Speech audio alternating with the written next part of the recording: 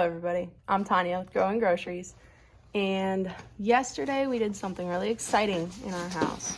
We got a new family pet. Let me introduce you to my man, the Fonz. He is a rooster, and his job is going to be to hang out with my hens, to fertilize eggs, and to protect the flock.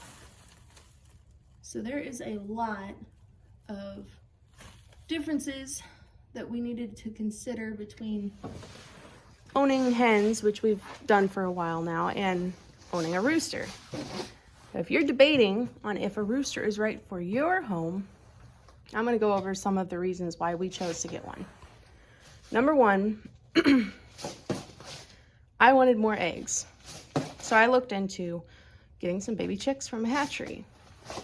Long story short, 4 chicks would have been $70 because $25 shipping and handling and a $20 fee for ordering less than 15. I don't have enough space in my coop to have another 15 chickens out there. So I can't do 15 chickens. So $70 for 4 chicks is insane. Fonzie here cost $15. He's 6 months old. He's beautiful, and I'm very excited about him. Then we made an investment and we bought an egg incubator. We bought the Nurture Right 360. And I'll do a video on how to use it when it gets here and when we have some fertilized eggs to use. But, oh, my neighbors are gonna hate me. But this way, we can hatch out as many chickens as we want.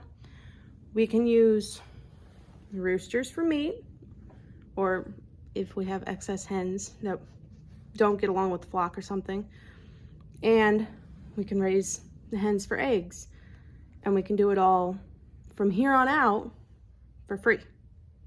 You know, I mean, obviously you have to pay for their feed, but we don't have to worry about trying to buy chickens from a hatchery or try and go to Tractor Supply or Rural King and hope you actually get pullets, because a lot of time you're going to end up getting cockerels and not know it until they're a little older. And I'm not good enough at this to figure out by looking at a chick, you know, or even have an educated guess about whether it's going to be a boy or girl until it gets bigger. It's tricky to do anyways, even if you're really good at it and, you know, well practiced. But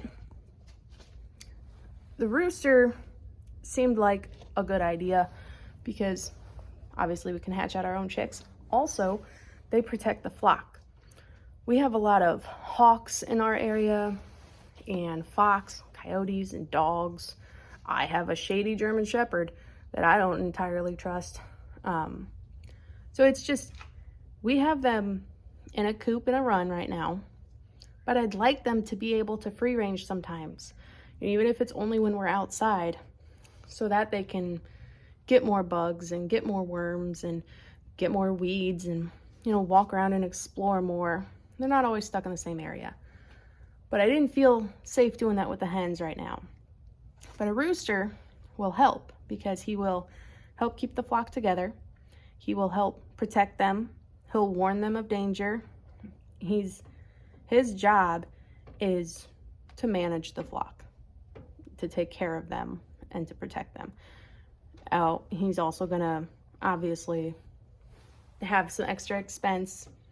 He'll eat more. I'm gonna switch them all to all flock food because I've heard that if you continue to use layer feed, he could end up with gout, and I don't want that. So I'll just offer the girls calcium on the side in the form of oyster shells and eggshells. I've already been saving eggshells and baking them and then crushing them up and putting them in a jar. So he actually doesn't crow that much, except when I'm sitting right next to him. He didn't even crow this morning until 8:30 when I came out here to make sure he was okay because he hadn't crowed yet. But when he does crow, it's like 13 times in a row. I counted yesterday. So Before you go get a rooster though, even if you want to hatch your own eggs and you want to grow chickens for meat and eggs, and seems like a good sustainable way to do that, you have to make sure you're allowed them in your neighborhood. Oh, my neighborhood doesn't have an HOA. We're unincorporated and we have 3 acres. So we are allowed roosters. However, I also don't want to upset my neighbors. Most of my neighbors are not here during the day, so I think it'll be all right. And I don't know, if they end up getting upset, I'll give them more. I'll give them eggs or something. I don't know. Hopefully they're okay with it. But I think that if you can have a rooster and you want to hatch your own eggs, and you want to have a sustainable way to provide meat for your family, and if you so choose, I think it's a great way to go. You do need to make sure you have 1 rooster for every like 8 to 10 hens, depending on what kind of rooster you have. I have 7 hens right now, but we plan to hatch out more as soon as we can. And then when they're old enough, they'll join the flock. So I think he's going to be a really good addition to the family. And as of right now, he's really sweet. Though roosters sometimes can get mean. So you got to keep that in mind. Be careful with them around kids. I've heard you're not supposed to turn your back on a rooster. So don't turn your back on your rooster. And we'll see how he goes with the flock. He's in quarantine right now. I built him this sweet quarantine cage. I found out I was getting him 2 days ago, and I had like 1 day to build him a quarantine pen. So I built it in the garage because we're supposed to get a bunch of snow tomorrow night. And I built it using just scrap metal and wood that I had in the garage, and chicken wire that I had in the garage. So most of it is actually my kid's old twin-size bed frame. I'll show you this one. That's the door. It just slides straight up. It's a panel I made. I'll put my coffee down here. See, the whole thing just slides out of this little pocket I made. And then got a little covered area here. I put a roosting bar down there for him. The whole thing though is a twin-size bed frame that I just kind of built up with extra scrap wood, and then filled with pine shavings. I put a little dust bath in there for him. And I set up this,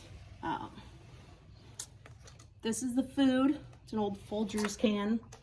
This is the water, and I put a water nipple on the front of it for him, and then the food has one of those spout things.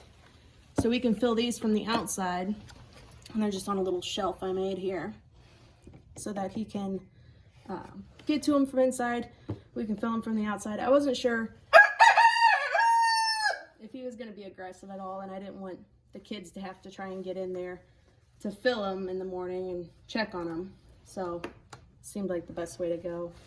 And so far, I mean, we just got him yesterday, but it has all worked out really well so far. There's Buddy. And then I gave him a little area over there that has some protection from wind, because what I'm doing is I'm opening the garage door every morning at a reasonable hour so that he's not cock-a-doodle-doing at like 5 in the morning. So I opened it at like 8:30 today, and that was the first time he crowed, when I opened it and came out here and sat with him. And I'm gonna just keep it up until it gets dark and then close it so that he still gets sunlight, but he's kind of protected from the elements because I didn't have time or scrap wood enough to build like a full-on enclosed coop for him.